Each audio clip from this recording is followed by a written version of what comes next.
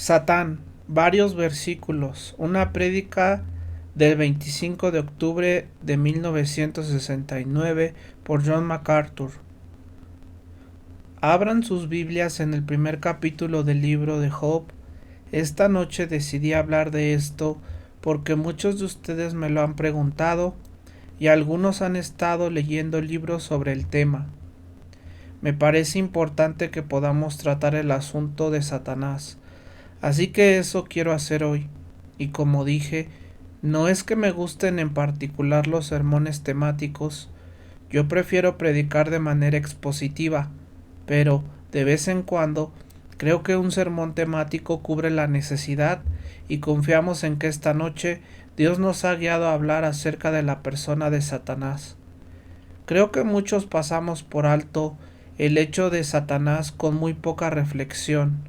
No nos detenemos a darnos cuenta de que Satanás es una persona que realmente está involucrado en nuestras vidas, que realmente está involucrado en la iglesia y que está realmente involucrado en el mundo de una manera personal y agresiva.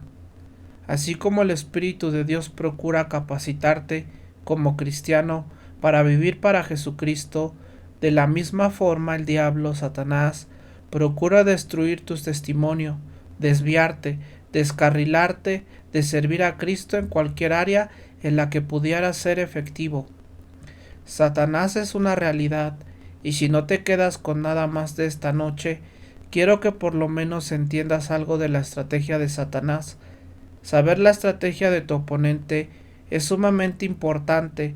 En términos de fútbol americano, cuando conoces las jugadas del rival, tienes ventaja. Si eso llegara a pasar, el juego estaría terminado, y Satanás es un personaje muy obvio, descrito con claridad en la escritura, así que no tenemos por qué estar en tinieblas respecto a él. Se nos presenta por primera vez a Satanás en cuanto al tiempo en el libro de Job. Job es el libro más antiguo de la Biblia, cronológicamente hablando. Aunque no aparece al inicio de la misma, Job fue un hombre que vivió durante el periodo patriarcal, es decir, en el tiempo de los patriarcas del libro de Génesis. Y el primer libro, cronológicamente hablando, Job, es un libro sobre el conflicto entre un hombre justo y Satanás. No hay vuelta de hoja, y Dios no pierde el tiempo. Desde el comienzo mismo de la historia humana, inicia un conflicto con el diablo, y ese conflicto no termina hasta que Cristo lo ponga fin en su reino, cuando ate a Satanás, lo suelte por un poco de tiempo y finalmente lo arroje al abismo. La historia de la humanidad es, en realidad, la historia de un conflicto entre Dios y Satanás, y el campo de batalla es la vida del hombre. Ahí es donde verdaderamente se libra la batalla. Así que Job, el primer libro escrito en orden cronológico, es la historia de un hombre que vivió en el periodo patriarcal y cuya vida se convirtió en el campo de batalla de un conflicto entre Dios y Satanás. Es simplemente el inicio de lo que ha seguido ocurriendo desde entonces, y en medio de esa lucha, en medio de ese conflicto, Job se mantuvo fiel a Dios. El resumen de todo es cuando Job dijo: aunque él me matare, en él esperaré. Job dijo: aunque Dios me quitara la vida, yo seguiré confiando en él. Su fe nunca se tambaleó. Veamos el versículo 6 de Job 1, solo para poner el escenario. Y esto es más un pretexto que un texto. Un día vinieron los hijos de Dios para presentarse delante de Dios, y entre ellos vino también Satanás. Al parecer, Satanás, aunque fue echado del cielo, todavía tiene acceso. Y Jehová dijo a Satanás: ¿de dónde vienes? Respondiendo Satanás a Dios dijo: de rodear la tierra y de andar por ella. Ahí tienes el ámbito donde Satanás opera, la tierra.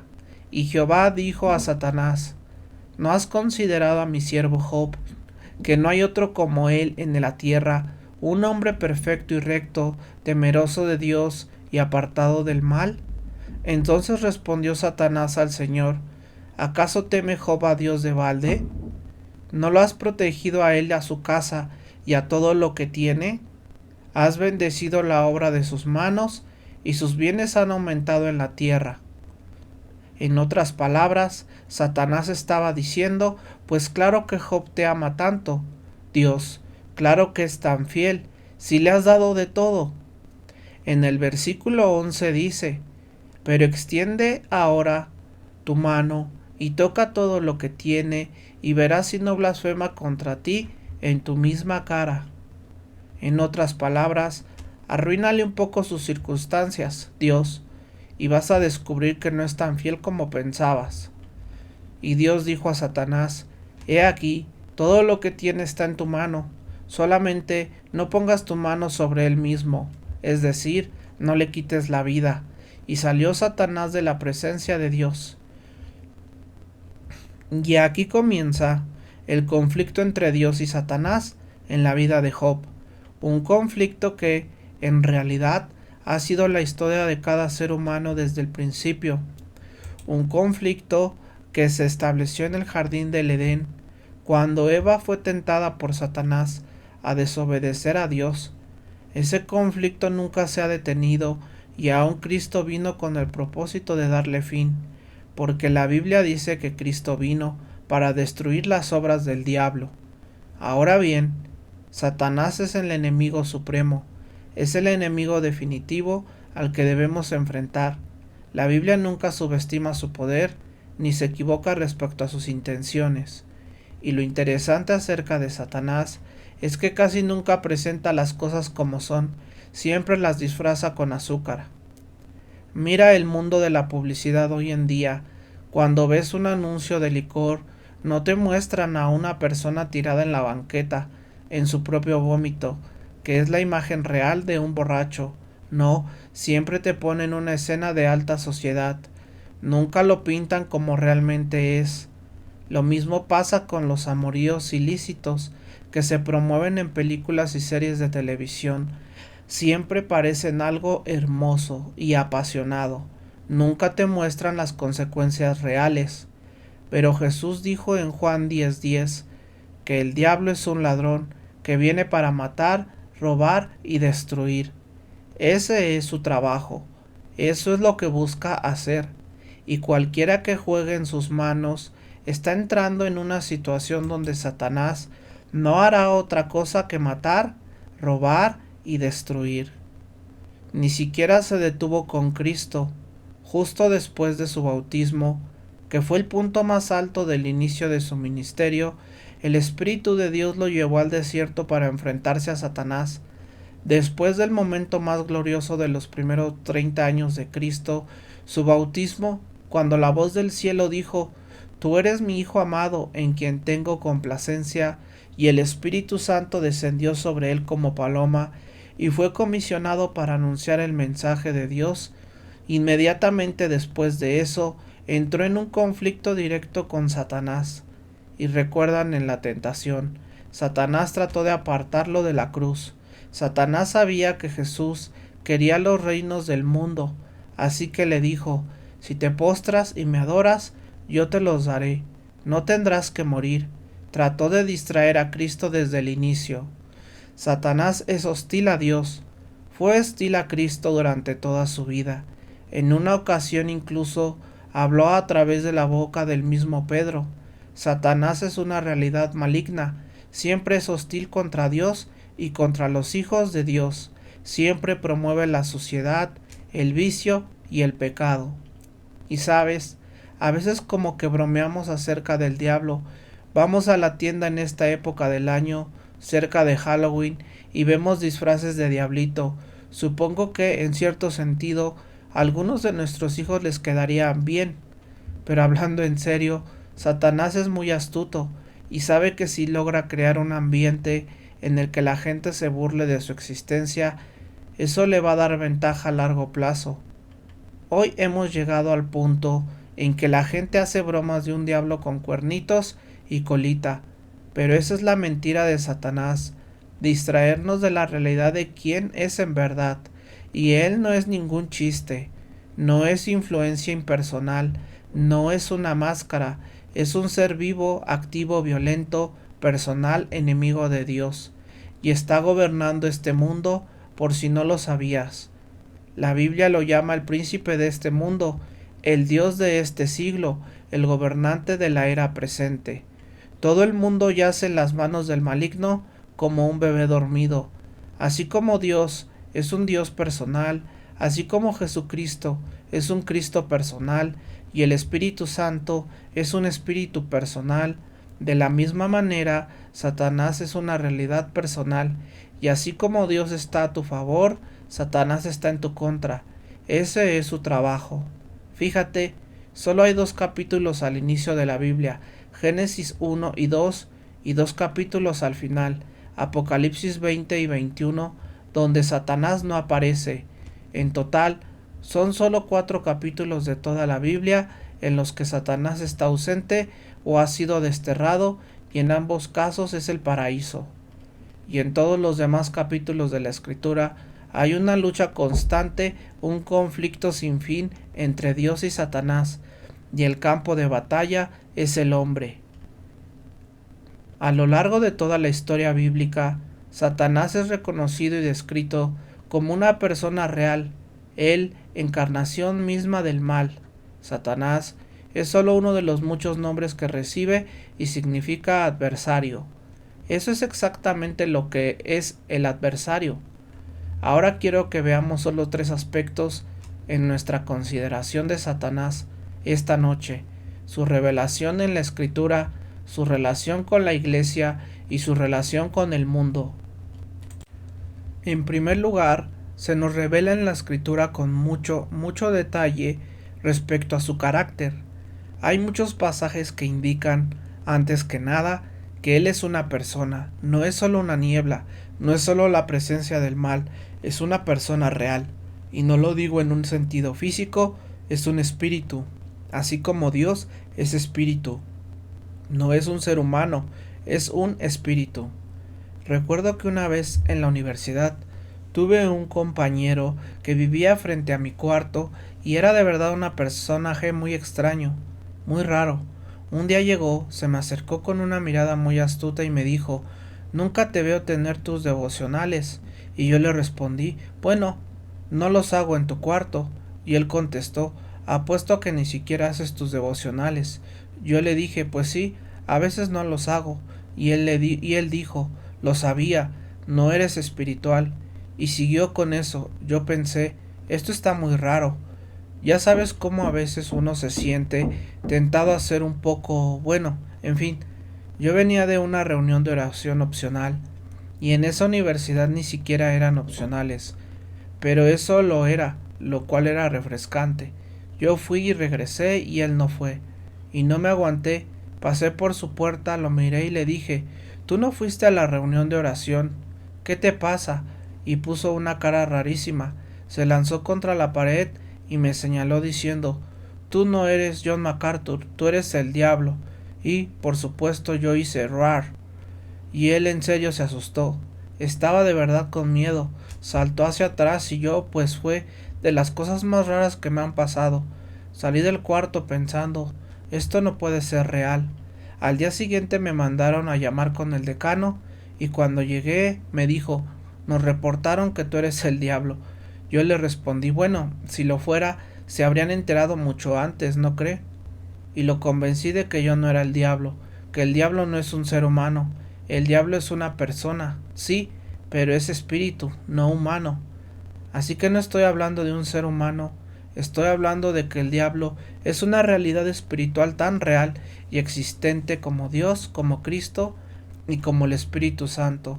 Y como dije, hay muchas pruebas en la Biblia de que Él es una persona. Primero, tentó personalmente a Eva en Génesis 3. Segundo, tentó personalmente a Cristo en Mateo 4.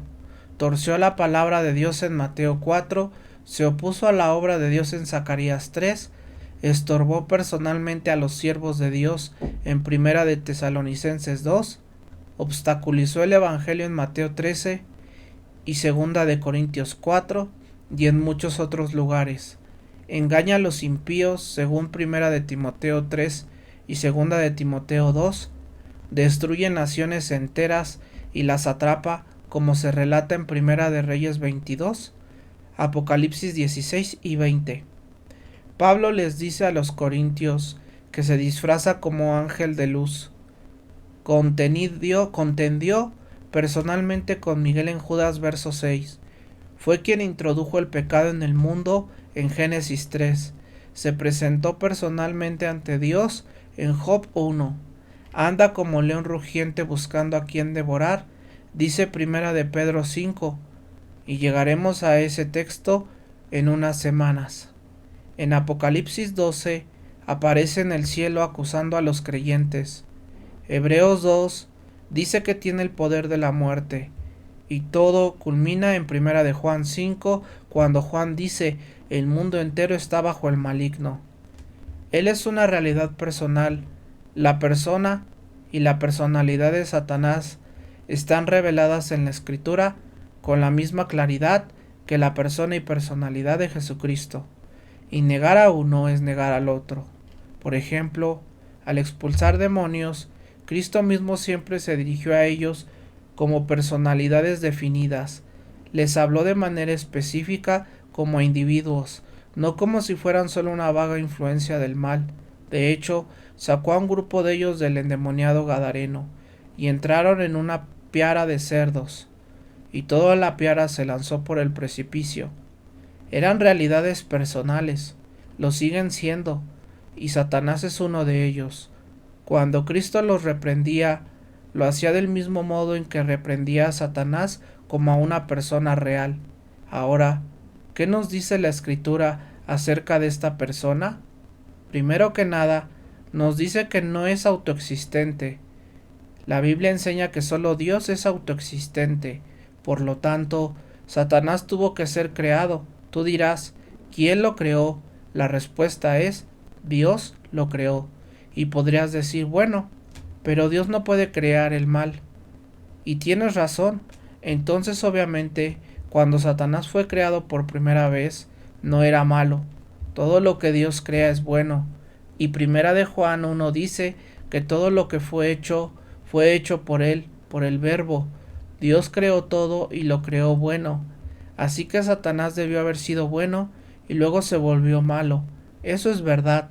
Eso es exactamente lo que pasó. Si hoy es malo, es porque cayó de su forma natural, que era buena, en la creación de Dios. Y eso es precisamente lo que sucedió. Satanás, el príncipe de la maldad, el señor de todo el imperio del pecado, no está entronizado hoy, está destronado, está caído, cayó del cielo junto con sus ángeles. Esa caída nos las describen Pedro y Judas con cierto detalle. Es la caída con los ángeles. La Escritura indica que hubo una caída. De hecho, Jesús mismo dice en Lucas 10:18, yo veía a Satanás caer del cielo como un rayo. Originalmente tenía un lugar con Dios y Cristo dijo que lo vio caer como un relámpago. Tú dirás, bueno, ¿cuál fue el pecado de Satanás que lo hizo caer? Quiero mostrarles dos pasajes que nos explican esto. Isaías 14, capítulo 14, son dos porciones muy significativas de la Escritura. En Isaías 14:12, primero echemos un vistazo al versículo 4. Isaías está hablando aquí del rey de Babilonia. Babilonia, por supuesto, fue el primer imperio mundial y estaba a punto de caer ante los medo-persa. Darío y los medo-persas, Isaías y el pueblo de Israel estaban felices porque Babilonia estaba a punto de colapsar. El gran imperio, el imperio mundial de Babilonia, la cabeza de oro de la imagen de Daniel. Así que en esta profecía del capítulo 14, Isaías está pronunciando juicio contra. Bueno, no es profecía en el sentido de decir va a pasar en el futuro, sino que está declarando juicio sobre el rey de Babilonia. Mira el versículo 4. Toma este proverbio contra el rey de Babilonia y di: ¿cómo cesaron los opresores? ¿La ciudad dorada ha cesado? Es decir, todo va a llegar a su fin. Luego, en el versículo 11, tu pompa ha sido abatida al Seol, y el sonido de tus laudes, el gusano se ha extendido a ti, y los gusanos te cubren. Es decir, rey de Babilonia, tú y tu ciudad han llegado al final. Y de repente, un cambio increíble en el versículo 12. ¿Cómo caíste del cielo, oh lucero, hijo de la mañana? ¿Cómo fuiste derribado a tierra, tú que debilitabas a las naciones? Y podrías preguntar, ¿cómo es que Lucifer aparece aquí si está hablando del rey de Babilonia? Es muy simple. El pasaje se dirige inicialmente al rey de Babilonia, a quien Isaías le declara que será juzgado, pero al mismo tiempo va más allá de ese rey hasta la fuente de su mal, Satanás mismo. Mientras Isaías realmente pronuncia juicio sobre el rey de Babilonia, este está yendo más allá de él hasta Satanás, la raíz del problema. Así que Isaías pasa por este hombre y dice: ¿Cómo caíste del cielo, oh lucero, hijo de la mañana? ¿Cómo fuiste derribado a tierra, tú que debilitas a las naciones? Porque dijiste en tu corazón: subiré al cielo, enalteceré mi trono sobre las estrellas de Dios, me sentaré también en el monte de la congregación, en los lados del norte, ascenderé sobre las alturas de las nubes, seré semejante al Altísimo, pero serás derribada al Seol, a los lados del abismo. Eso es exactamente lo que ocurre al final del reino. Ahora fíjate, lo que sucede aquí es esto. Isaías estaba hablando a un ser humano, pero al pasar de esa figura a la fuente de su problema, nos muestra la realidad de Satanás mismo. Eso nos enseña la influencia que Satanás tuvo en la vida de este hombre. Dirás, bueno, eso es un poco extraño, ¿no? No realmente. Esto es muy común en la escritura. Por ejemplo, los salmos mesiánicos, Salmo 22, por ejemplo, es un caso principal, y el Salmo 118 otro. En el Salmo 22, David habla de sí mismo, pero lo que dice tiene un cumplimiento más profundo en Cristo. Toma por ejemplo lo que mencionamos antes de Pedro, cuando Cristo dijo que iba a la cruz. Pedro le dice: Señor, no sea así. ¿Y qué le responde Cristo? Apártate de mí, Satanás. Cristo le hablaba a Pedro, pero estaba yendo al corazón del problema, pasando por Pedro hasta Satanás. Eso es exactamente lo que Isaías hace aquí. En este contexto descubrimos el pecado de Satanás que lo hizo caer. Observa los 5 yo quiero que comienzan en el versículo 13. 1. Yo subiré al cielo. 2. Exaltaré mi trono sobre las estrellas de Dios. 3. Me sentaré en el monte de la congregación. 4. Ascenderé sobre las alturas de las nubes. 5. Seré semejante al Altísimo. ¿Sabes cuál era su problema? Tenía un problema de ego. Su problema era orgullo. Yo seré esto. Yo seré aquello. Seré semejante al Dios Altísimo. Ese es un problema grave. Por eso cayó. Orgullo. Miren Ezequiel 28 y tenemos la segunda referencia clave sobre la caída de Satanás. Ezequiel 28:11. En realidad en todo el capítulo 28 de Ezequiel se encuentra lo mismo. Ahora Ezequiel va a profetizar contra el rey de Tiro, tal como Isaías profetizó contra el rey de Babilonia. En los primeros 10 versículos de este capítulo, mira el versículo 2, por ejemplo. Bueno, el versículo 1. Vino a mí palabra del Señor diciendo: Hijo de hombre, di al príncipe de Tiro. Y ahí empieza el juicio contra el príncipe de Tiro, pero a partir del versículo 11 va más allá de este príncipe hasta Satanás, que es la fuente de la actividad de este príncipe, es la misma técnica exactamente. Y en el versículo 11 dice: Además, vino a mí palabra del Señor diciendo: Hijo de hombre, toma un lamento sobre el rey de Tiro y dile: Así dice el Señor Dios, tú eres un sello lleno de sabiduría y perfecto en hermosura. Estuviste en Edén. Ahora sabemos que el rey de Tiro nunca estuvo en Edén, el jardín de Dios. Cada piedra preciosa fue tu cobertura: sardio, topacio, diamante, berilo, onix, jaspe, zafiro, esmeralda, carbunclo y oro. La obra de tus timbales y flautas fue preparada en ti en el día que fuiste creado. Tú eres el querubín ungido que cubre. Ahora sabemos que eso no es el rey de Tiro, no era un ángel. Y te puse así, estuviste sobre el monte santo de Dios. Eso tampoco puede referirse al rey de Tiro.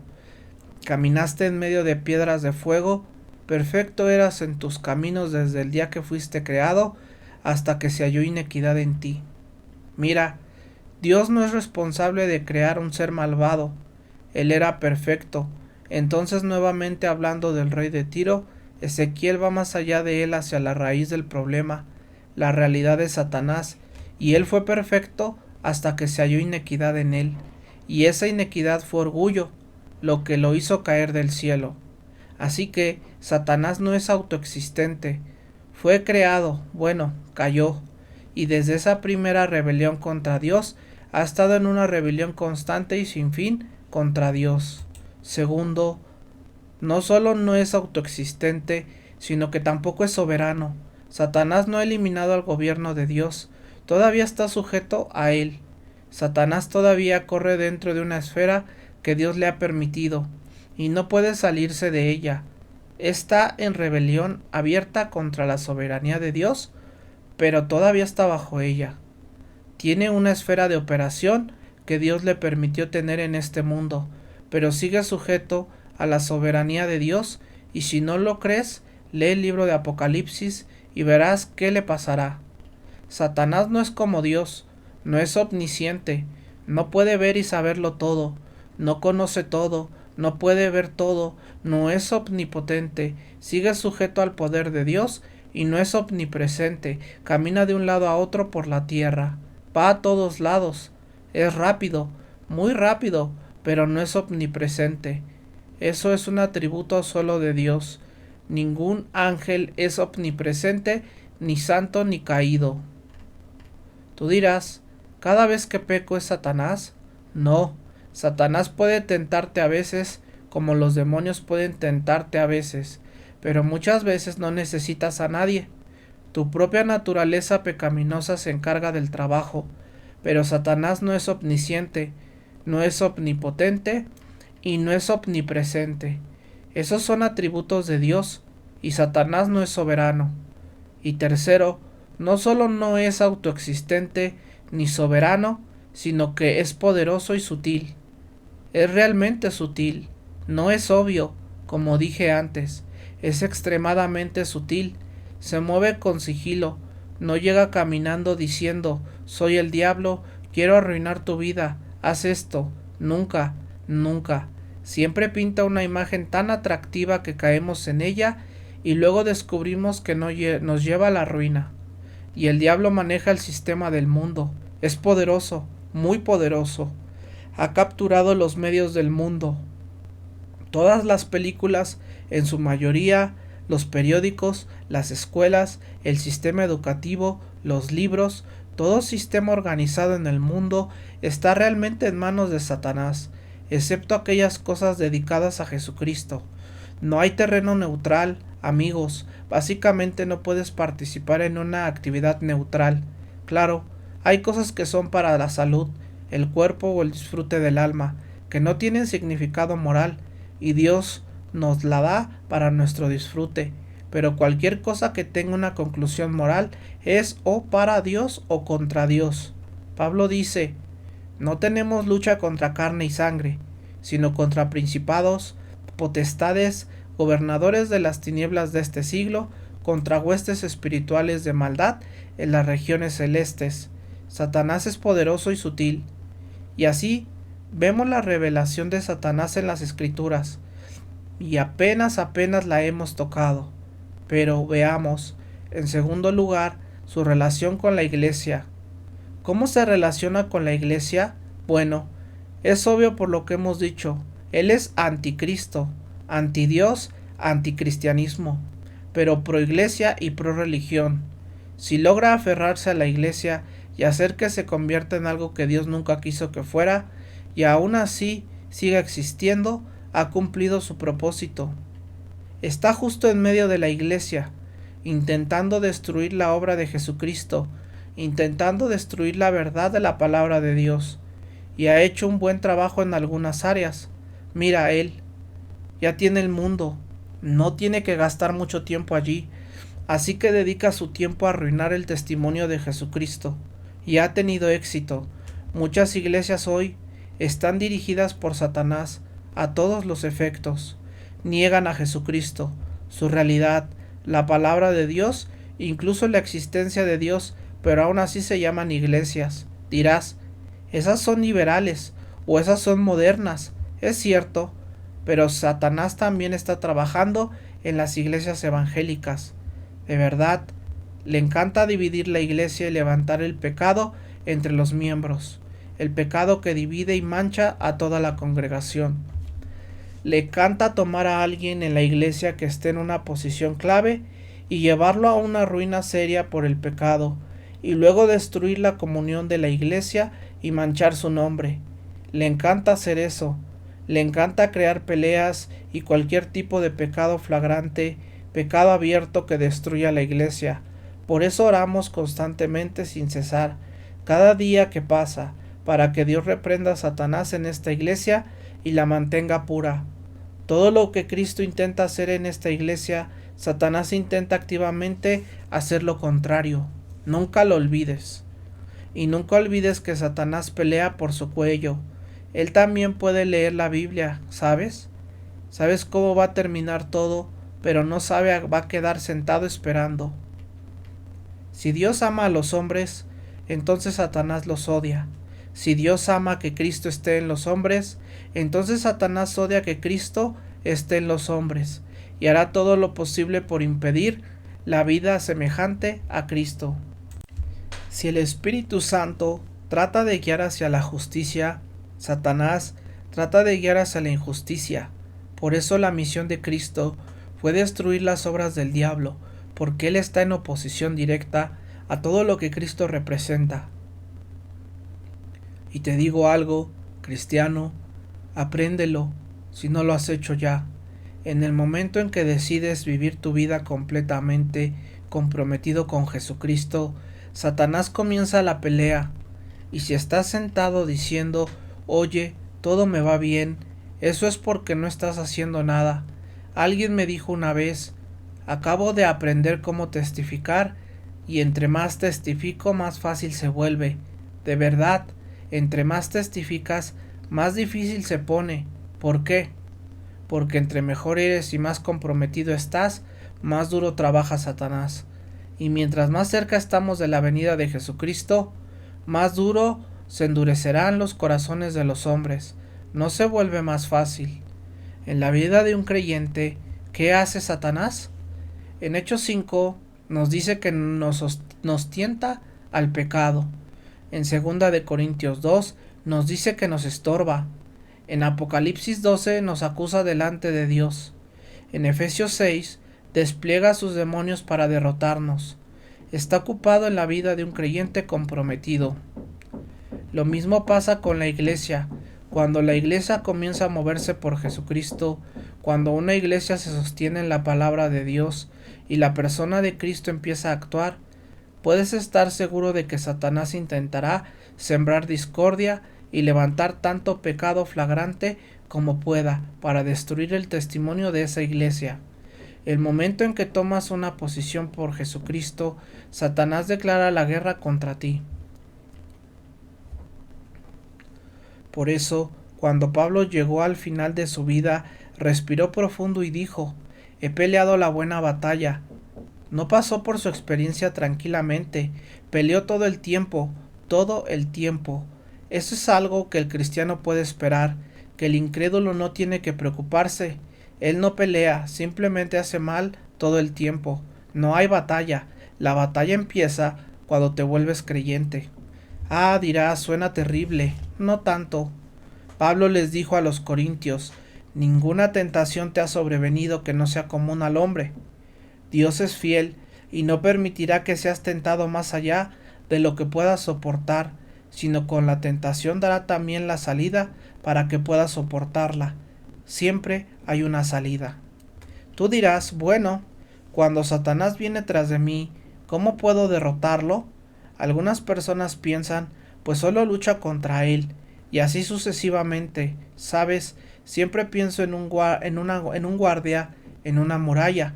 Cuando viene el enemigo, no sale a pelear él mismo, le avisa al comandante, y cuando Satanás empieza a atacarte, no empieces a luchar solo, simplemente dile al Señor: Señor, quítalo de encima de mí.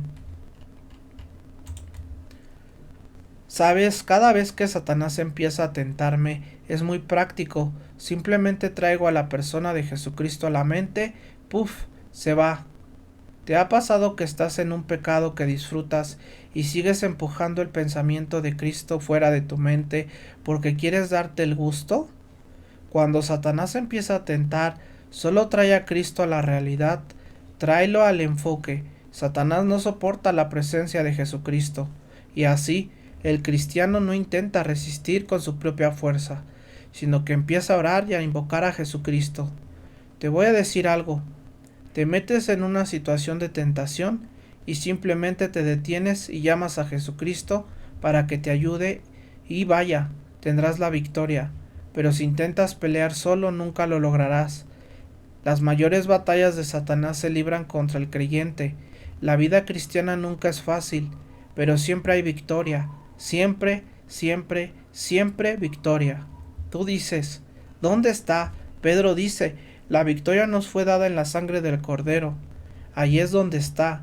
La victoria ya se ganó en el Calvario. Todo lo que tenemos que hacer es aferrarnos a ella. Ya se terminó. El escritor de Hebreos dice que Cristo fue el Cordero que fue sacrificado y que a través de la muerte destruirá al que tiene el poder de la muerte, es decir, al diablo.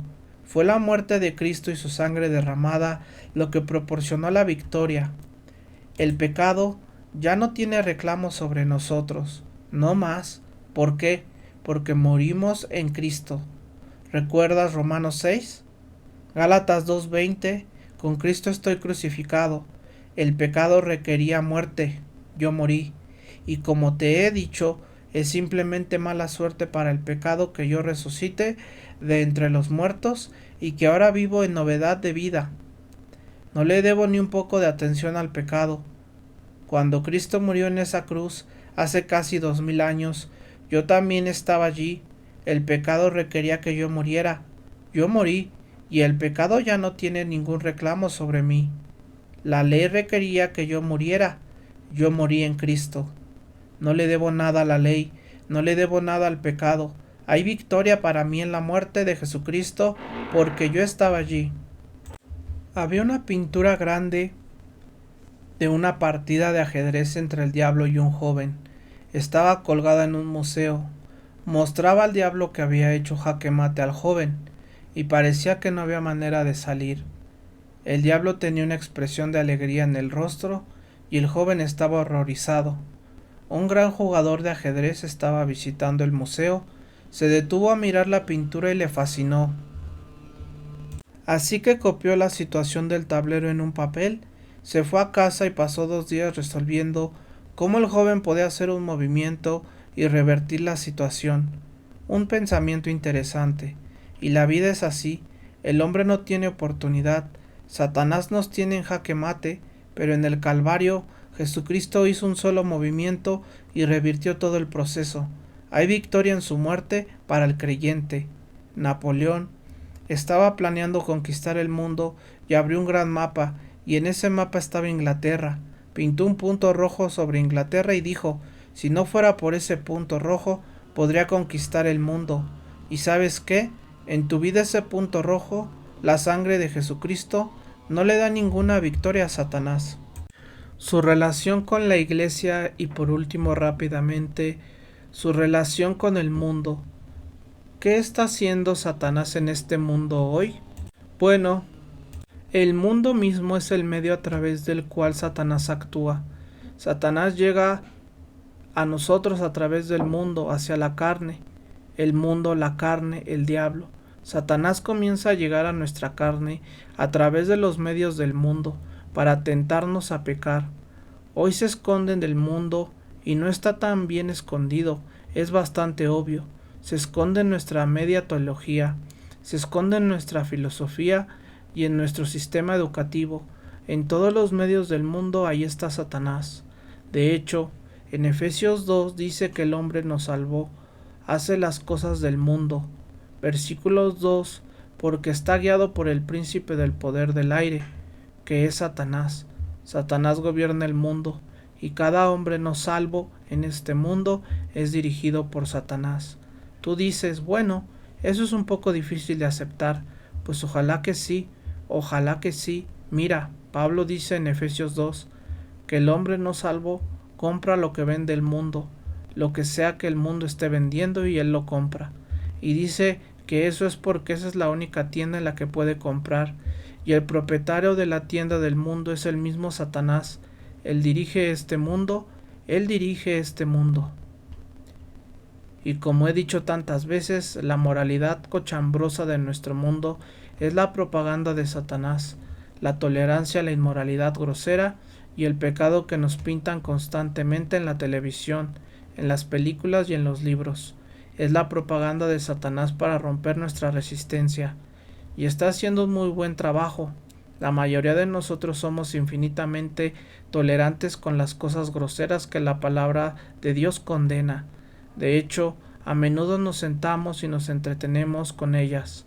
No es de extrañar que vivamos vidas derrotadas y dejemos que Satanás eche basura en nuestros cerebros.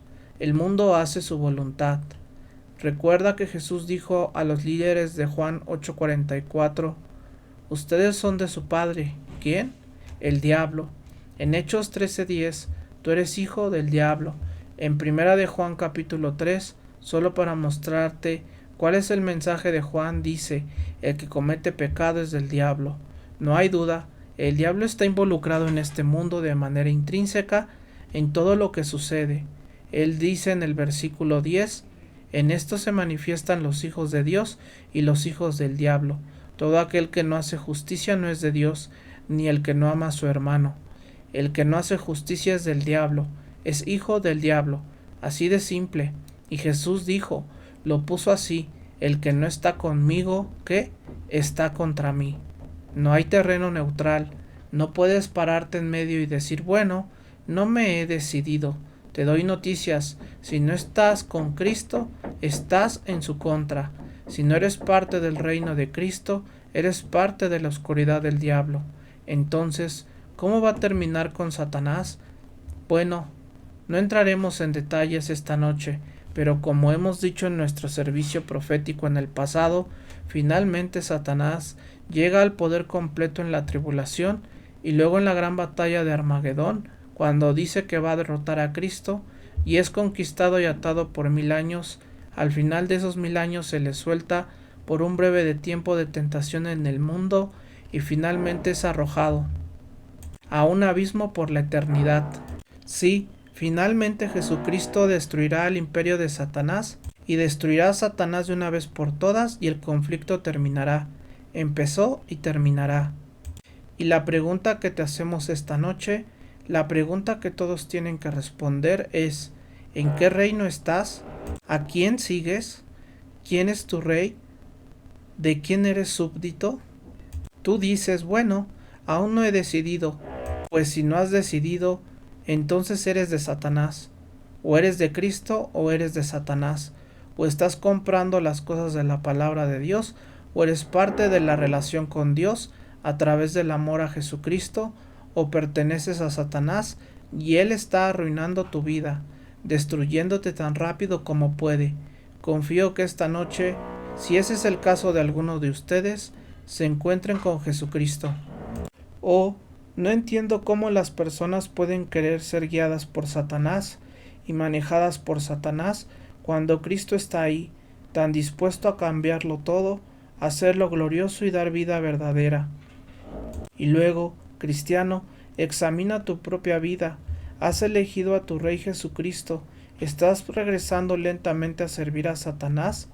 ¿Has decidido ser esclavo de Dios, como dice Pablo en Romanos 6, y ¿no sabes que a quien te entregas para obedecer, de quien eres siervo? Si te has entregado a Jesucristo, ¿qué derecho tienes de servir a Satanás? Examina tu vida, haz tu elección. Si no eres cristiano, elige a Jesucristo. Si ya lo eres, sé fiel a tu elección. Oremos. Padre, te damos gracias esta noche por tu palabra. No es fácil, lo sabemos, presentar la verdad sobre Satanás. porque Él la combate. Te agradecemos, Padre, que hayamos podido completar esto esta noche. Gracias por la gracia de permitirnos comunicar este mensaje.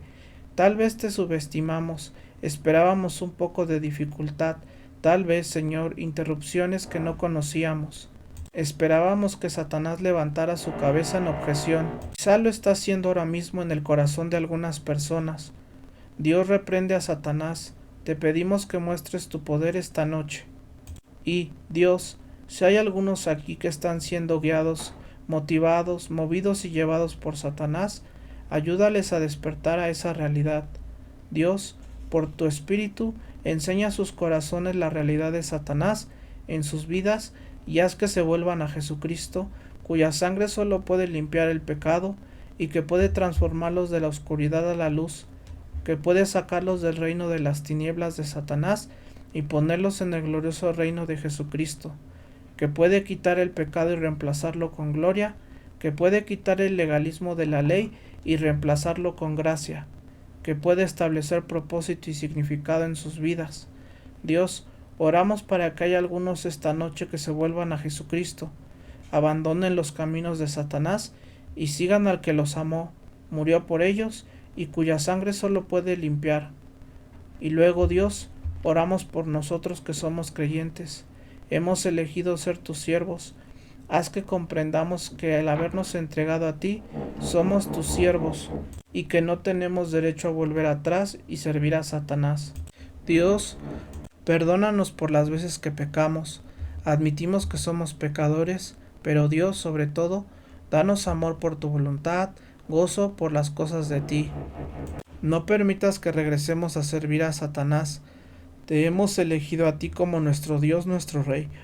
Hemos contado el costo.